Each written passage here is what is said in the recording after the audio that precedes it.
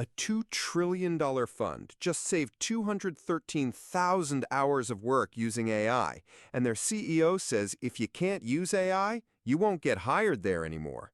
Norway's government pension fund is the world's largest sovereign wealth fund, managing $1.8 trillion.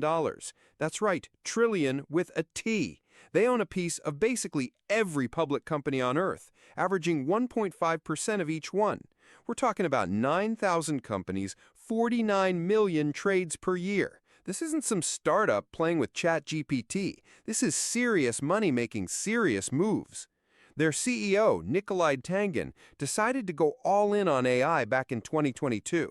Not some half-hearted pilot program where 3 people in IT mess around with it. No, he made AI training mandatory for all 676 employees, every single one. And he chose Claude AI as their main platform. The results? They saved the equivalent of 213,000 working hours in 1 year. That's like having 100 extra full-time employees without hiring anyone. Their trading costs dropped by $100 million annually, and they're targeting $400 million in total savings. When you're moving trillions around, those numbers add up fast. But here's where it gets really interesting. They built something called the investment simulator. This AI analyzes how their portfolio managers actually behave when they trade.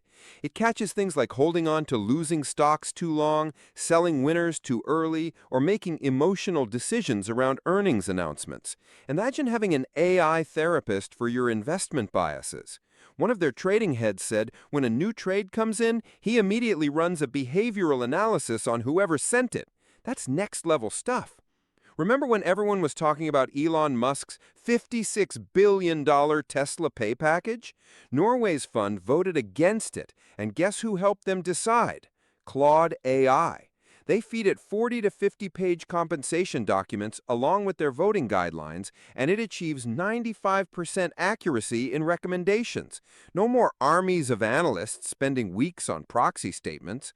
They've also got AI monitoring news in 16 different languages about all 9,000 companies they invest in. When something happens to one of their holdings anywhere in the world, they know about it in minutes, not days. The system connects to their data warehouse, Bloomberg terminals, everything. Portfolio managers can just ask questions in plain English and get instant analysis. Now, the really fascinating part is how they made this work culturally. Tangen didn't ask people if they wanted to use AI.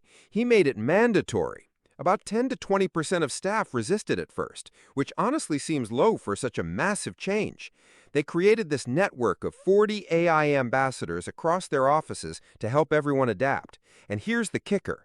Tangen announced they'll only hire people who know how to use AI from now on. If you can't work with AI, you can't work there, period. The fund does maintain strict rules, though. Humans still oversee every AI trading recommendation. 2 people have to review any AI-generated code. No personal or classified info goes into the system, and AI can't make independent trading decisions. It's augmentation, not replacement. What's wild is they're using AI to predict which stocks they'll trade frequently, then using that info to save money by trading internally between their own portfolios instead of going to the market. They're literally using AI to predict their own behavior and then optimizing around it. This isn't just about one fund getting more efficient. When the world's largest sovereign wealth fund goes this hard on AI, everyone else has to follow or get left behind. Other big investors are scrambling to copy their playbook. Banks, insurance companies, hedge funds, they're all watching and learning. The bigger picture here is that financial services are fundamentally changing.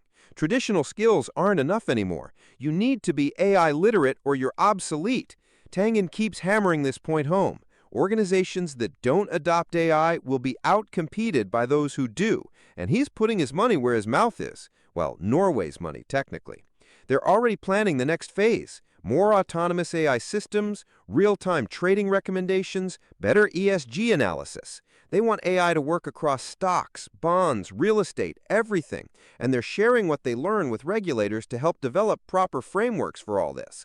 Think about what this means. A fund managing the wealth of an entire nation, responsible to millions of Norwegian citizens, bet everything on AI and won big. If they can do it with that level of scrutiny and responsibility, what's stopping any other organization? The message is crystal clear.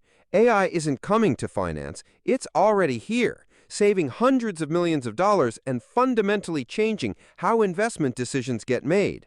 The question isn't whether to adopt it, but how fast you can catch up to those already miles ahead. What do you think? Is your industry ready for this level of AI integration? Like and subscribe if you enjoyed the video.